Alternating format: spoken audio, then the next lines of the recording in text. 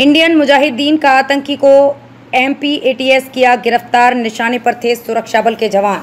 Khandwa police को, Madhya Pradesh police को बधाई देना चाहूंगा। हमारी पुलिस चौकस, चौकन्नी और सतर्क है। यही कारण है कि एक आईएएस का बड़ा आतंकवादी, जिसके माध्यम से बड़ी संभावना थी, हमने चौकन्ने होकर के उसको न केवल अपने कब्जे में लिया, बल्कि उसके साथ कई सारे साहित्य, कई सारी चीजें हैं।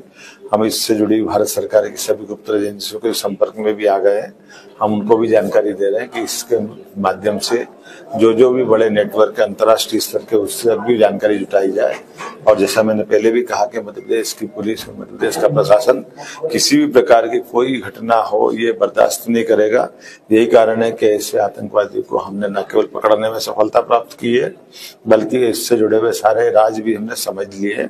उम्मीद करता हूं कि पुलिस की इस कार्रवाई से निश्चित रूप से इनकी कमर टूटेगी और ऐसी किसी घटनाओं से लड़ने में पुलिस सक्षम है। मैं पुलिस के जवानों को बधाई देना चाहूंगा और उम्मीद करता हूं कि वो यही सजग।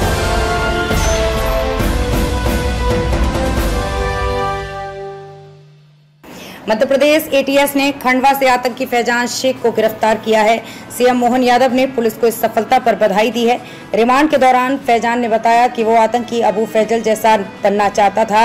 आईजी डॉक्टर आशीष ने बताया कि आतंकी फैजान के इरादे बेहद खतरनाक थे। फैजान के निशाने पर सुरक्षा बलों के जवान थे। इसके लिए उसकी योजना लोन वुल्फ अटैक यानी अकेले ही हिंसक वारदात को अंजाम देने की थी। आतंकी अबू उत्तर प्रदेश का रहने वाला है। वो मुंबई के अंधेरी वेस्ट में रहता था। उसके खिलाफ इंदौर में पहला केस दर्ज हुआ था। 2009 में खंडवा पदस्थ एटीएस जवान सीताराम यादव की हत्या के अलावा 2 हत्या के प्रयास, 6 डकैती, लूट के अपराध और भोपाल, देवास और मंदसौर में डकैती के केस उस पर दर्ज हैं। इसके अलावा अहमदाबाद बम ब्लास्ट मामले में भी वो आरोपी है। भोपाल सेंट्रल जेल में पहले से सजा काट रहे आतंकी अबू फैजल को दिसंबर 2023 में एनआईए कोर्ट ने आजीवन कारावास की सजा सुनाई। ये सजा 2013 में जेल तोड़ने के मामले में सुनाई गई है। इसमें आतंकी और उसके साथियों ने पुलिसकर्मियों पर हमला कर उनकी बंदूकें लूट ली थी। फिलहाल वो जेल में अपनी सजा काट रहा है। मध्य प्रदेश एटीएस के आईजी डॉक्टर आशीष ने बताया कि आतंकी फैजान के इरादे बेहद खतरनाक थे। वो लोन वुल्फ अटैक करके स्वयं को इंडियन मुजाहिदीन सिमी सरगना अबू फैजल की तरह बड़ा मुजाहिद साबित करना था।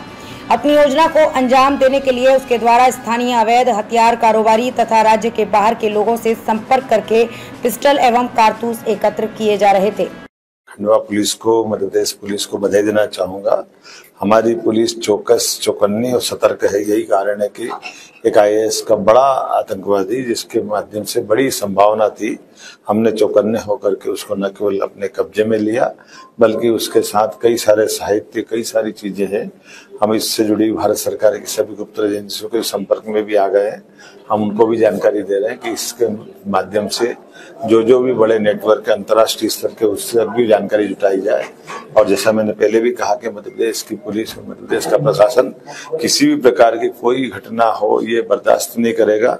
यही कारण है कि ऐसे आतंकवादी को हमने न केवल पकड़ने में सफलता प्राप्त की है, बल्कि इससे जुड़े हुए सारे राज भी हमने समझ लिए हैं।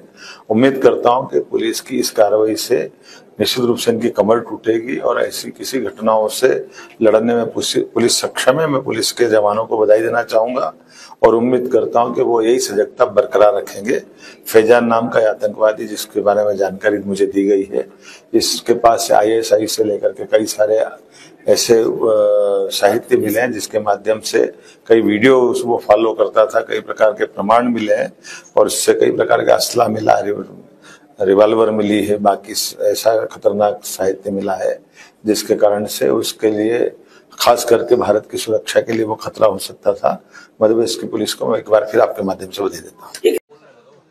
मैं बोल लेता हूँ। आज एक बड़ी सफलता एटीएस को मिली है, जिसमें एक इंडियन मुजाहिदीन के आतंकवादी, इंडियन मुजाहिदीन के आइडियोलॉजी फॉलो करने वाले आतंकवादी को, जो एक लोन वुल्फ अटैक प्लान कर रहा था, उसे पकड़ा गया है। मुख्यमंत्री डॉक्टर मोहन यादव जी द्वारा आतंकवादी एवं अन्य देशद्रोही गतिविधियों की रोकथाम के लिए जो जीरो टॉलरेंस की नीति अपनाने का निर्देश दिया गया है, इसी के अनुक्रम में एटीएस द्वारा संपूर्ण प्रदेश में सतत निगरानी रखी जा रही है। 2009 में खंडवा पदस्थ एटीएस जवान सीताराम यादव की हत्या के अलावा 2 हत्या के प्रयास, 6 डकैती, लूट के अपराध और भोपाल, देवास और मंदसौर में डकैती के केस उस पर दर्ज हैं। इसके अलावा अहमदाबाद बम ब्लास्ट मामले में भी वो आरोपी है। जिसके चलते आज ये सफलता मिली है। आज सुबह हमारे पास रिलायबल इनपुट ये आया था कि एक व्यक्ति है जो कि इंडियन मुजाहिदीन के आइडियोलॉजी से प्रभावित है और कोई बड़ा अटैक प्लान कर रहा है। इस पे हम लोग वर्क कर रहे थे और इसी बैकग्राउंड में आज सुबह एक आतंकी फैजान पिता हनीफ शेख, जिनका उम्र 34 वर्ष है और ये कंजर मोहल्ला खंडवा का रहने वाला है, इसे गिरफ्तार किया गया है। यूएपीए के अन्य विभिन्न धाराओं में इन्हें गिरफ्तार किया गया है और इससे भारी मात्रा में IS एवं अन्य आतंकी संगठन के जो जिहादी लिटरेचर होते हैं ये जब्त किया गया है। 4 मोबाइल फोन, 1 पिस्टल, 5 जिंदा कारतूस, साथ ही साथ सिमी संगठन के सदस्यता के जो फॉर्म्स हैं वो भी इनसे मिले हैं। इनके कब्जे में जो मोबाइल और डिजिटल डिवाइसेस मिली हैं उनसे हम लोगों के पास कई फोटो और video Indian Mujahideen, ISIS, Jaish e Mohammed, Lashkar Taiba आदि संगठनों के वीडियोस मिले हैं, फोटोज मिले हैं और अभी हमारी इस पे तहकीकात जारी है, पूछताछ जारी है। हम लोग अभी इस पे आगे की विवेचना कर रहे हैं और ये भी पाया गया है कि ये कई सिमी संगठन के जो पूर्व मेंबर्स थे उनसे भी संपर्क में था। इसके जो सोशल मीडिया प्रोफाइल है उसमें भी इसने इंडियन मुजाहिदीन से संबंधित जिहादी पोस्ट अपलोड कर रखा है। पाकिस्तान में जो ट्रेनिंग्स चल रहे हैं टेररिस्ट कैंप के, उसके वीडियो हैं। मसूद अजहर, लश्कर तैयबा के तकरीर के पोस्ट एवं कंधार विमान अपहरण की कहानी तथा मुल्ला उमर के बयान एवं अंसार गजवातुल हिंद से संबंधित पोस्ट सोशल मीडिया के माध्यम से प्रसारित किए जा रहे थे। ये लोन वुल्फ अटैक प्लान कर रहा था और सबसे इसमें सनसनीखेज कहा जा सकता बात ये था कि ये सुरक्षा बल के जवान एवं उनके परिजनों की निगरानी एवं रेकी कर रहा था और कोई इस तरह का वारदात करना चाह रहा था जिससे कि एक जो स्टेट है उसको वो चैलेंज कर सके, सुरक्षा के तंत्र पे अटैक करना चाह रहा था। ये इसकी डिजाइन थी। ये यासीन भटकल जो इंडियन मुजाहिदीन का संस्थापक था और अबू फैजल से बड़ा मुजाहिद बनना चाहता था और इसने अपने योजना को अंजाम देने के लिए स्थानीय जो अवैध हथियार के तस्कर होते हैं और अंतर्राज्यीय जो तस्कर हैं उनसे भी संपर्क कर रहा था। अभी इससे प्राइमा फेसाई हमारे पास इतनी जानकारी मिली है और इस पे यूएपीए के FIR किया गया है।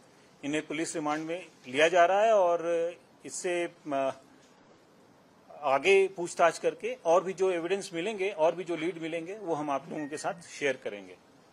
ये थोड़ा सा मैं और टाइम लेना चाहूंगा इस पे ये बताने के लिए कि ये ATS का पिछले 3 साल में 6 बड़े ऑपरेशंस हुए हैं जिसमें हमने 55 आरोपियों को गिरफ्तार किया है और ये जो ऑपरेशंस हुए हैं इसमें 6 विभिन्न जो टेररिस्ट ऑर्गेनाइजेशंस हैं उन पे कार्रवाई हुआ है। ऑपरेशन तो 6 से ज्यादा भी हुआ है, उसका एक विवरण डाला हुआ है और बाकी जो इंडियन मुजाहिदीन, ISIS और अन्य संगठनों पे जो हमारी सफलता रही है उसका भी एक ब्रीफ प्रेस नोट में दिया गया है। प्लीज सर, आपने